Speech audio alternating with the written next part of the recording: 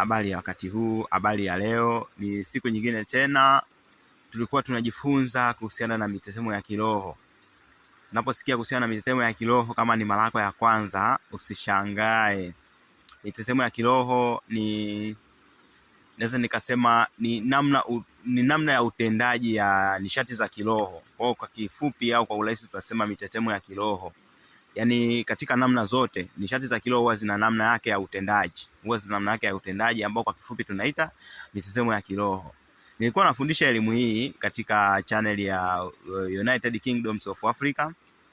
Tulikuwa nafundisha masomo haya. Watu wanaweza kusema kwamba masomo haya yalikuwa yanaendelea, mbona yamesitishwa masomo? Labda kama ulikuwa unapenda au kama wewe umekuwa ni mwanafunzi katika darasa ambapo tulikuwa tunafundisha mambo haya kwa undani, ningetaka kukujulisha kwamba masomo sio kwamba yamesitishwa, masomo bado yapo.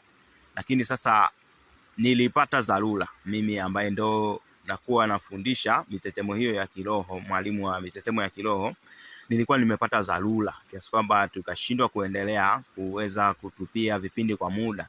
Nipata dharura kidogo, lakini nitarejea katika utulivu mzuri wa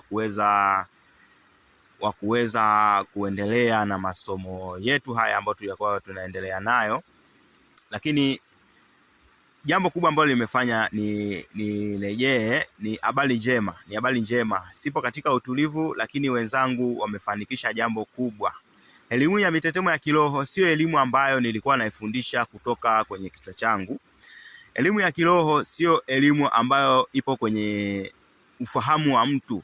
Elimu ya kiroho ambayo nilikuwa ninafundisha mimi ni ufahamu tu wa ulimwengu. Nizenda kusema ni sheria za ulimwengu. Sasa nikisha sema sheria za ulimwengu, maana yake mimi sio mwenye sheria. Mimi sijazianzisha sheria. Mimi ni mtu mmoja tu ambaye nimefanikiwa kuelewa mambo kuhusiana na sheria za ulimwengu. Nikasema basi naweza kufundisha na wengine wakapata kufahamu, kwa sababu ni jambo jema na inaweza ikawasaidia katika maisha yao mbalimbali.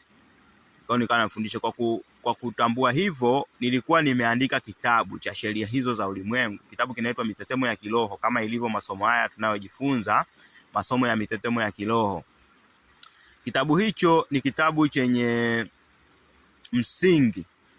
msingi wa kuelewa elimu mbalimbali za kiroho. Hata kama wewe umewahi kujifunza meditation, wakawa nakufundisha meditation kwamba itakuwa hivi, utatoka nje ya mwili, kitabu hicho kinakupa kuelewa mambo mengi kuhusiana na hiyo habari. Kama wewe umekuwa ni msomi wa vitabu vya dini kama Biblia, kuna mafumbo unashindwa kufungua, basi kutokana na elimu iliyopo kwenye kitabu hichi utapata kuelewa. Wanaposema kwamba neno la Mungu linaposema kwamba tazameni mazingira yanayowazunguka, mnaweza kuelewa ufalme wa Mungu. Kwa Waislamu wake, mimi nimekulia katika Ukristo, imekuwa rahisi kurejelea kwenye kitabu cha Biblia. Sijui kwa maneno mengine kwenye dini ya Kiislamu wanasemaje kuhusiana na habari hiyo. Kwa hiyo kitabu hicho cha mitetemo ya kiroho, kama unavyokiona na kama ambavyo mkisha kukiona huko mitandaoni, ni kitabu ambacho kinakupa uelewa wa msingi wa kufungua kodi za kiroho mbalimbali. Wakisema kwamba una mapepo wanakuwa wanamaanisha nini? Wakisema kwamba malaika wanakuwa wanamaanisha nini? Wakisema kwamba Mungu wanakuwa wanamaanisha nini? Wakisema kwamba kuna majini wa aina fulani wanakuwa wanamaanisha nini? Unatakiwa kuelewa. Wakisema uchawi unatakiwa kuelewa. Wakisema kulogwa kunatokeaje? Yaani Yaani mtu inakuaje hadi anakuloga?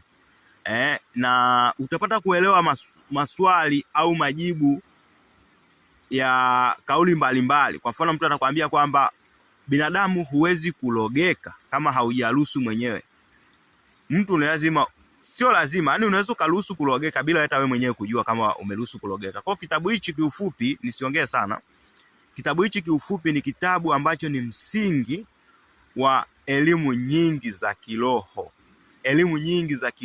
Kitabu hicho sio maarifa yangu mimi, ni sheria za ulimwengu jinsi zilivyo. Sheria za ulimwengu zinafanya kazi kwa mtu yoyote yule anayezifuata. Ndio maana hata kuna uchawi upo, kwa maana nguvu za ulimwengu zipo ili watu waweze kuzitumia.